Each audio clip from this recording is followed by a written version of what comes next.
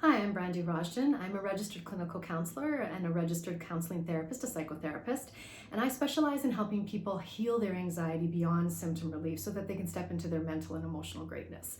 And in this video, I want to explain to you how anxiety is accidentally created. And this is an important thing to understand because what I've found is when people understand a little better how they accidentally created their anxiety, they start to get a sense of how they can intentionally and specifically heal their anxiety. Now, because anxiety is so progressive and it starts to feel as though it's ahead of you, like you can't control it, you can't get ahead of it, that it's happening to you, people forget that anxiety is just thoughts and mental and emotional responses.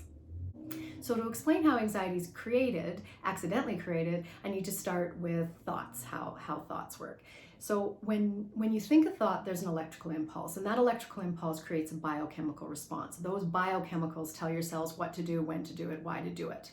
Now these chemicals create your baseline.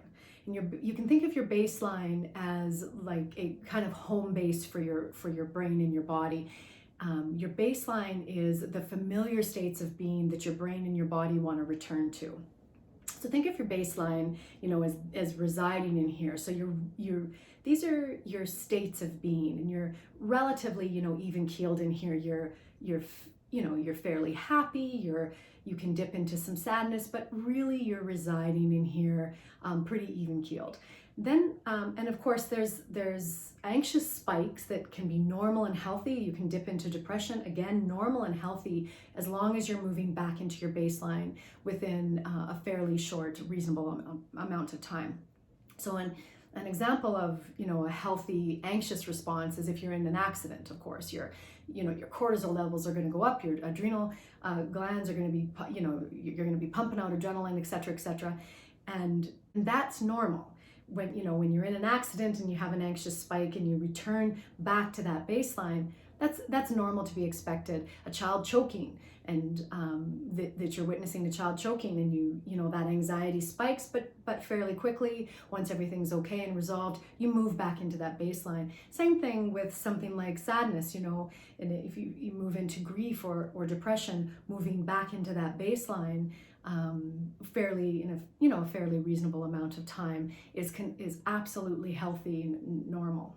What happens with anxiety, though, is you're residing in this baseline and you start to have these spikes, but then you're not necessarily moving back into the baseline. You're only getting close. You have these spikes, you continue to have these spikes, and you're spiking up higher. It's taking longer to come down. You're spiking up higher. It takes a lot longer to come down, or you're not coming back down. The spikes become more frequent, they become more intense, they become closer together.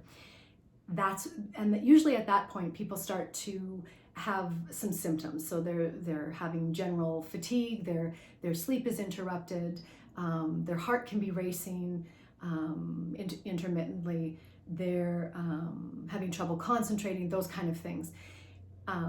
They might have a panic attack and an anxiety attack that takes them to the emergency room.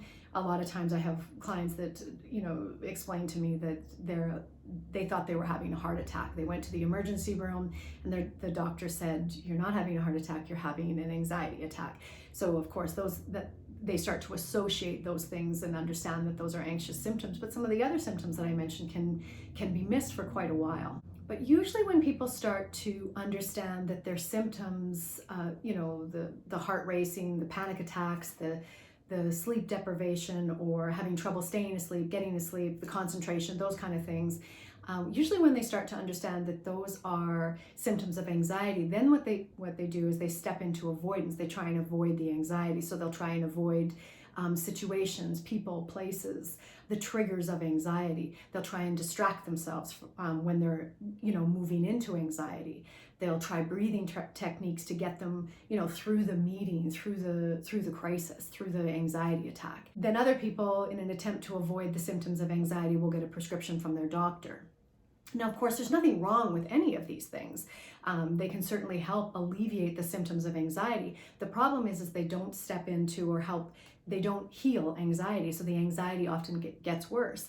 I often will have clients explain to me, that they've been on medication And that's all that, just to go back to the biochemicals, that's what medication does, is it counters the biochemicals of anxiety. So you think a thought, there's an electrical impulse, that electrical impulse creates a biochemical response. You think those thoughts enough times, those biochemicals become more prevalent in your body, and that's what happens with those spikes. You're thinking those thoughts, you're creating the anxiety, the anxious biochemicals, and the more you think those thoughts, the more prevalent the biochemicals become, and then it gets harder to come back into that baseline. When you take medication, it's a synthetic form of biochemicals that counter those anxious chemicals. But what happens, of course, you're still thinking the thoughts, so the biochemicals are still being created, so the medication can only help so much. It can only help for so long until you have to up the medication or change the medication. And as I mentioned, people try and avoid the people, the places, the situations that are triggering the anxiety, but they're not understanding, the anxiety is not in those situations. The anxiety is not on the road that you're anxious driving on. The anxiety is not about, the public speaking. It's not about presenting at the meeting. It's your mental and emotional responses to those events, to those people that is creating the anxiety, sustaining the anxiety, and intensifying the anxiety. So that's how anxiety is created.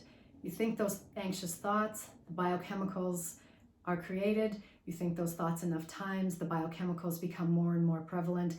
Your baseline moves up because your state of being is no longer here chemically. You're up here, you start to reside up here. You can avoid for a certain amount of time, but the anxiety is going to continue. The anxiety is going to intensify. The anxiety is going to get worse because you're not dealing with what's driving, creating, and sustaining the anxiety. This is not bad news. This is great news. This means that if you want to change your anxiety, if you want to heal your anxiety, it's absolutely possible. So join me on your healing journey. So please like, subscribe, ask any questions that you have.